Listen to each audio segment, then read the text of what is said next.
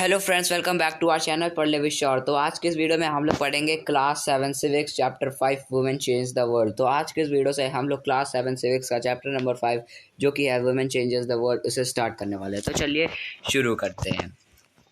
तो जो हमारा फर्स्ट टॉपिक है वो है fear opportunities and rigid expectation. तो इसे स्टार्ट करते हैं। A lot of children in Rosie ma'am class drew women as nurse and men as army officer. The reason they did this is because they feel that outside the home too, women are good at only certain jobs. For example, many people believe that women make better nurses because they are more patient and gentle. This is linked to women's roles within the family. Similarly, it is believed that science requires a technical mind and girl and women are not capable of dealing with technical things. Because so many people believe in these stereotypes, many girls do not get a same support that boys do to study and train to become doctor and engineer. In most families, once girls finish school, they are encouraged by their families to see marriage as their main aim of life. It is important to understand that we live in a society in which all children face pressure from the world around them. Sometimes these comes in the form of demands from adults. At other times they can just be because of unfair teasing by our own friends. Boys are pressurized to think about getting a job that will pay a good salary. They are also teased and bullied if they do not behave like other boys. You may remember that in your class 6th book you read about how boys at an early age are encouraged not to cry in front of others. तो friends यहाँ पे क्या बात करी गई, तो यहाँ पे ये बोला गया कि यहाँ पे एक मैडम है जिनका नाम रोज़ी है। उन रोज़ी मैडम ने क्या किया कि उनकी क्लास में रोज़ी मैम ने के क्लास में जितने बच्चे थे उन्होंने बोला अपने क्लास के बच्चों से कि बच्चों चलो एक गर्ल और बॉय की ड्राइंग बनाओ और उनके प्रोफेशन पर ड्राइंग बनाओ। तो बहुत सारे बच्चे थे, उन्होंने क्या बॉयज़ को इंजीनियर बनाया। बहुत सारे बच्चे थे जिन्होंने बॉयज़ को इंजीनियर बनाया और गर्ल्स को नर्स बनाया। ऐसा क्यों? क्योंकि मैडम ने जब पूछा ऐसा क्यों कहा तो वो बच्चे ने कहा कि जो वुमेन्स होती हैं वो बहुत ज़्यादा जेंटल होती है, बहुत ज़्यादा पेशेंट होती हैं। तो उनको उनको नर्स ही बनना रहना चाहिए और यही प्रोफेशन क्या उनके लिए सही रहेगा। तो ये किस चीज़ की भावना रखता है? ये स्टीरियोटाइप्स की भावना रखता है। स्टीरियोटाइप क्या होता है? स्टीरियोटाइप वो होता है मतलब कि जैसे कि आप सोचते हो कि ये व्यक्ति इस काम के अलावा कोई कर ही नहीं सकता, उसको डिस्करेज करना, तो उसी को क्या कहते हैं? स्टीरियोटाइप कहा जाता है। तो यहाँ पे जो बच्चे होते हैं वो तो बहुत इंडियन सोसाइटी में बहुत ज़्यादा प्रेशराइज होते हैं, क्योंकि अगर लड़कियों का 12th हो गया और ग्रेजुएशन हो गई तो बहुत ज़्यादा सोसाइटी के लोग आके बोलेंगे कि इनकी करा दो, मैरिज करा दो, ये मैरिज इनकी लाइफ का मेन रोल होना चाहिए। तो ये सारी जो चीज़ें होती हैं बहुत ज़्यादा फेस करने को मिलती हैं। हम लोग चलते हैं अपने नेक्स्ट टॉपिक में, जो कि learning for change. Going to school is an extremely important part of your life as more and more children enter school every year. We begin to think that it's normal for all children to go to school. Today is difficult for us to imagine that school and learning could be seen as out of bounds or not appropriate for some children. But in the past, the skill of reading and writing was known to only a few. Most children learned the work their families or elders did. For girls, the situation was worse. In communities that taught sons to read and write, daughters are not allowed to learn the alphabets. Even in families where skills like pottery, weaving, and crafts were taught, the contribution of daughters and women was only seen to supportive. For example, in the pottery trade, women collect the mud and prepare the earth for the pots. But since they did not operate the wheel, they were not seen as potters. In the 19th century, many new ideas about education and learning emerged. School became more common, and communities that had never learned reading and writing started sending their children to school. But there was a lot of opposition to educating girls even then. Yet many women and men made efforts to open school for girls. Women struggled to learn to read and write. Let us read about the experiences of Sundari Devi, 1800 to 1890, who was born in West Bengal some 200 years ago. At the age of 60, she wrote her autobiography in Bangla. Her book titled Amar Jivan is the first known autobiography written by an Indian woman. Raj Sundari Devi was a housewife from a rich landlord's family. At the end, at that time, it was believed that if a woman learned to read and write, she would bring bad luck to her husband and become a widow.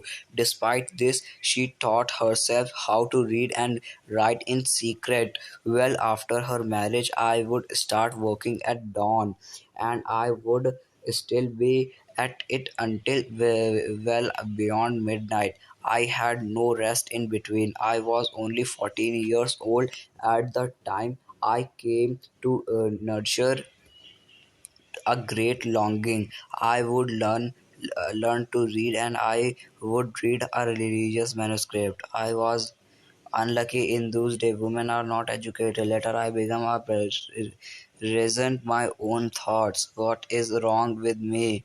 Women do not read. How will I do it? Then I had a dream. I was reading the manuscript of Chaitanya Bhagavat, the life of चैतन्य भागवत लिखा है, क्योंकि ये चैतन्य भागवत है, क्योंकि ये बंगाली में तो इन्होंने भगावत लिख दिया है। ठीक है, तो ये चैतन्य Bhagavat. Later in the day, as I sat cooking in the kitchen, I heard my husband say to me, eldest son, Bipin, I have left my Chaitanya Bhagavat here. Where I asked for it, bring it. He left the book there and went away. When the book had been taken inside, I secretly took out an page and hid it carefully. It was a job hiding it, for nobody must find it in my hands. My eldest son was practicing his alphabet at that time. I'd hide one of them as well. At times I went over that trying to match letter from the page with the letters that I remember. I also tried to match the words those those that I would hear in the course of my days with tremendous care and effort. And over a long period of time, I learned how to read. After learning our alphabet, Rashundari Devi was able to read the Chaitanya Bhagavat through her own writing. She also gave the world an opportunity to read about women's life in those days. Rashundari Devi wrote about her everyday life experiences in detail. There were days when she did not have a moment's rest, no time even to sit down and eat. तो friends, यहाँ पे क्या बताया गया है? यहाँ पे ये बताया गया है कि जो वुमेन्स होती थी पहले, उनको क्या पढ़ाई को बिल्कुल नहीं दिया जाता था, उनको पढ़ने को बिल्कुल मना कर रखा था एक टाइप से। ठीक, तो वहाँ पे एक विमेन आती है, कौन? इनका नाम होता है राज सुंदरी देवी। ठीक, इनका जन्म 1800 में हुआ और इनकी मृत्यु 1890 में हो गई थी। ठीक, तो इनने क्या किया कि अब ये जब 60 ईयर्स की हो गई थी, तो क्या करनी थी ये इनका मतलब कि ये जब 60 ईयर की हो गई थी, तो इन्होंने क्या किया, अपनी खुद की एक बायोग्राफी लिखी। और जैसे इनकी बायोग्राफी है, पूरा इंडिया जो था, जब मतलब कि उनकी टाइम की सोसाइटी जो थी वो पूरी शॉक हो गई। क्यों? क्योंकि लड़कियों को तो यार लिखने ही नहीं दिया जाता था। और इन्होंने पढ़ाई कैसे करी? तो वो ऐसे करी कि जब ये 14 ईयर्स की थी, तब बहुत जल्दी शादी हो जाती थी। तो इनकी ये 14 ईयर्स की थी और इनके 2 बच्चे भी थे तब। ठीक, तो 14 ईयर्स में क्या होता था, 14 ईयर्स की थी तो ये बहुत ज़्यादा काम करती थी अपने घर में। फिर काम करने के बाद क्या करती थी कि जैसे इन्होंने बहुत सारा काम करा, तो काम करने के बाद क्या किया इन्होंने, मतलब कि काम करने के बाद इन्होंने पढ़ाई जो करते, मतलब कि तब इनका छोटा बच्चा लड़का था, वो क्या वो पढ़ाई करता था, तो इनको बहुत इंटरेस्ट आता था उसकी पढ़ाई में। तो वो क्या, वो उन्हीं के पास में बैठ जाती थी। ठीक है, चुपके से क्या कर लेती थी, उसकी किताब से, उसके बुक से पढ़ा करती थी। ठीक पढ़ लेती थी चुपके से अल्फ़ाबेट, और फिर क्या धीरे धीरे धीरे धीरे क्या वो एक चैतन्य भागवत नाम की किताब को क्या अपने आप से पढ़ने लगी थी और अपने ओन वर्ड्स में क्या लिखने भी लगी थी। फिर उन्होंने 19 जब वो 60 ईयर्स की थी 1860 में अपनी खुद की क्या ऑटोबायोग्राफी लिखी और पूरे वर्ल्ड को क्या कर दिया, पूरे वर्ल्ड को नहीं मतलब कि पूरे जो सोसाइटी थी उनकी, उनको क्या एक बहुत बड़ा शॉक दे दिया। ठीक है, अब हम लोग चलते हैं अपने नेक्स्ट टॉपिक में जो कि स्कूलिंग एंड एजुकेशन टुडे, यानी कि आज की एजुकेशन और स्कूलिंग कैसी हो गई है। Today both boys and girls attend school in large numbers, yet as well as we will see there still remain differences between the education of boys and girls. India has a census every 10 years which counts the whole population of the country. It also gathers detailed information about the people living in India, their age, schooling, what work they do, and so on. We use this information to measure many things like the number of literate people and the ratio of men and women. According to the 1961 census, about 40% of all boys and women 7 years old and above were literate, compared to just 15% of all girls and women in the most recent census 2011. These figures have grown to 82% of for boys and men and 65% of girls and women. This means that the proportion of both men and women who are now able to read and have at least some amount of schooling has increased. But as you can also see, the percentage of the male group is still higher than the female group. The gap has not gone away. Here is the table that show the percentage of girls and boys who leave school from different social groups including scheduled caste and scheduled tribe। ठीक, तो यहाँ पे क्या बताया जा रहा है कि जब ये जो जब सेंसस लगे थे इंडिया में 10 साल में, तो क्या हुआ था कि 40% जो मेन होते थे वही खाली क्या 1961 में पढ़े लिखे हुआ करते थे, लिटरेट हुआ करते थे। ठीक है, फिर बाद में क्या हुआ फिर धीरे धीरे क्या होने लगा कि 65% हो गए, 82% हो गए। ठीक, 82% मेन हो गए और 65% गर्ल्स हो गई। फिर धीरे धीरे क्या हुआ 2011 में 82% मैन जो थे वो पढ़े लिखे होते थे और 65% वुमेन जो होती थी वो पढ़ी लिखी होती थी। फिर बाद में जो परसेंटेज है ये बढ़ा एसटी और एससी में भी। एसटी मतलब कि स्केड्यूल ट्राइब और एससी मतलब कि स्केड्यूल कास्ट। स्केड्यूल क्यों बोल रहे हैं इसको, तो शेड्यूल बोला जाता है, शेड्यूल नहीं कहा जाता है, शेड्यूल गलत इसका प्रोनाउंसिएशन है, इसका सही करेक्ट प्रोनाउंसिएशन होता है स्केड्यूल। ठीक है, तो फिर बाद में स्केड्यूल का भी स्केड्यूल कास्ट का भी क्या बढ़ने लगा था क्या percentage. You have probably noticed in the above table that SC/ST girls leave school at the rate that is higher than the category all girls. This means that girls are from Dalit, SC and Adivasis ST backgrounds are less likely to remain in school. The 2011 census also found that Muslim girls are less likely than SC and ST girls to complete primary school, while a Muslim girl is likely to stay in school for around 3 years. Girls from other communities spend around 4 years in school. There are several reasons why children from Dalit, Adivasi, and Muslim communities leave school in many parts of the country, especially in rural and poor areas. There may not even be proper school nor teacher who teach on a regular basis. If a school is not close to a people's home and there is no transport like buses and vans, parents may not be willing to send their girls to school. Many families are too poor and unable to bear the cost of educating all their children boys and get preference in this situation. Many children also leave school because they are discriminated against by their teacher and classmates. तो यहाँ पे क्या बताया जा रहा है friends, यहाँ पे ये बताया जा रहा है कि जो वुमेन्स होती थी, जो कि जैसे एसटी वुमेन्स हो गई, एससी वुमेन्स हो गई, तो इनको क्या जो पढ़ाई का मौका मिलता था वो बहुत ही ज़्यादा कम मौका मिलता था।